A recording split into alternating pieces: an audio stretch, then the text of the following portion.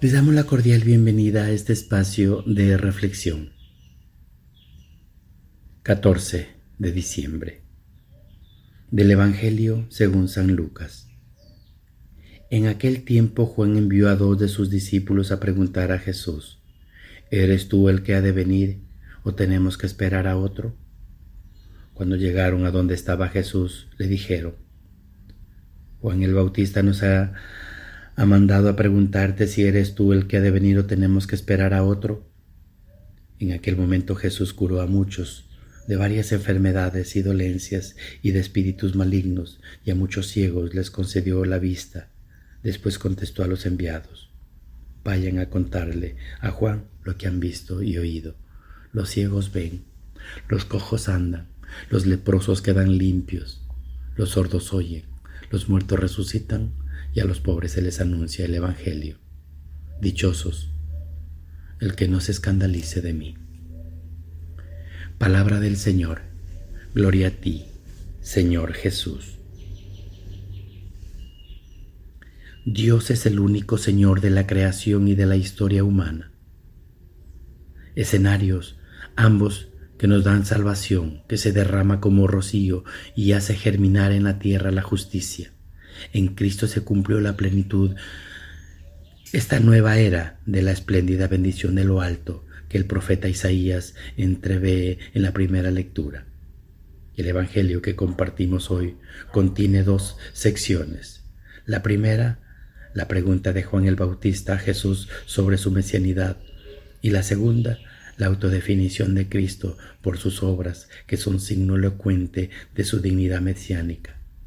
El Bautista está en la cárcel desde su calabozo, ha oído de Jesús y de sus obras, que no parecen responder a la figura ideal que el Mesías había esbozado ante él, y la gente con severas imágenes de hacha, el bieldo, el fuego, para urgir la conversión ante el juicio inminente. Jesús, en cambio, representaba la cara amable de Dios mediante el anuncio de la buena nueva y su compasión para los enfermos, débiles y marginados social, religiosamente. Por eso envió a 2 de sus discípulos. Juan, con esa pregunta para Jesús: ¿eres tú el que ha de venir o tenemos que esperar a otro?, era lo mismo que preguntarle: ¿eres tú el Mesías esperado? Hasta cierto punto nos sorprende esta duda del precursor. ¿Es que se sentía defraudado por Jesús? Es probable, a juzgar por la frase final de Cristo referente a las bienaventuranzas de la fe: dichoso el que no se sienta defraudado por mí. Pero cabe también una explicación que excusaría al Bautista de la duda personal, para hacer recaer el motivo de su misiva interrogante en el mejor adoctrinamiento de sus propios discípulos antes de su muerte respecto al Mesías de Jesús, el mesianismo de Jesús. Antes de responder, y a la presencia de los emisarios de Juan, Jesús curó a muchos enfermos y dio vista a muchos ciegos. Anota el evangelista Lucas.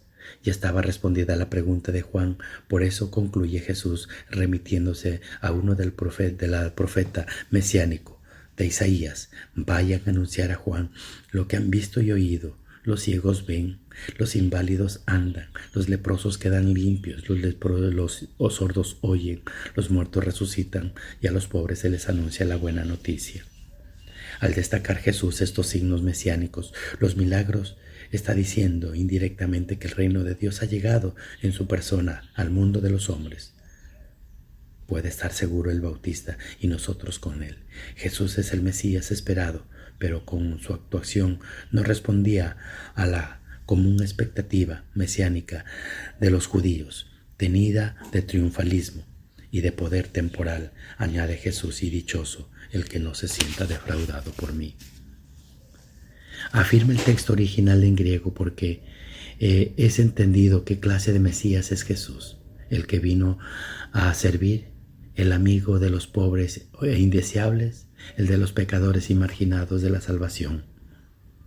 Al unir Jesús los signos de las curaciones al anuncio del Evangelio a los pobres, los está equiparando con las señales del reino. Lo mismo había hecho en la sinagoga de Nazaret. Por eso La evangelización y la liberación del pobre afirman una unidad indisoluble. Es un aviso para nosotros, sus discípulos, que intentamos seguir sus pasos. En su respuesta Jesús no se remite a los signos estrictamente religiosos, como era para los judíos el culto del templo y de la sinagoga, la ley mosaica y la observancia del sábado, las purificaciones y los ayunos. Él acentúa más bien los signos profanos de la liberación mesiánica encarnada en el hombre. Ese fue el escándalo del Jesús, en quien se encontraron la misericordiosa y el amor del Dios hecho hombre. Donde hay compromiso efectivo de los cristianos con la pobreza, la marginación y los derechos humanos, allí está en marcha y actuando el reino de Dios y su justicia, es decir, su gracia, que salva al hombre íntegramente del pecado y de la degradación humana. La conversión que nos urge es el adviento personal y social, es conversión a Dios, a los hermanos y a la construcción de un mundo mejor para Cristo que viene como único Señor de la creación y de la historia. En el mundo de hoy son muchos los que siguen la actitud y la búsqueda, formulando más o menos conscientemente la misma pregunta: ¿eres tú o esperamos otro? ¿De dónde nos vendrá la felicidad, el pleno sentido de la vida, de la iglesia, de la ideología, de las instituciones, de las religiones orientales, de las sectas, de los estimulantes? Porque no vemos que vayan reinando la justicia y la paz en el mundo. Nuestra respuesta debería ser tan concreta como la de Jesús y en sí misma a una misma dirección. Solo puede ser evangelizadora una comunidad cristiana que cura, que atiende, que infunde paz y esperanza, que libera, que se muestra llena de misericordia. La credibilidad de la Iglesia y de cada uno de nosotros se consigue solo si hacemos el bien a nuestro alrededor, como en el caso de Jesús, de quien se pudo decir que pasó haciendo el bien. Gloria al Padre, al Hijo y al Espíritu Santo, como en el principio, ahora y siempre, por los siglos de los siglos. Amén.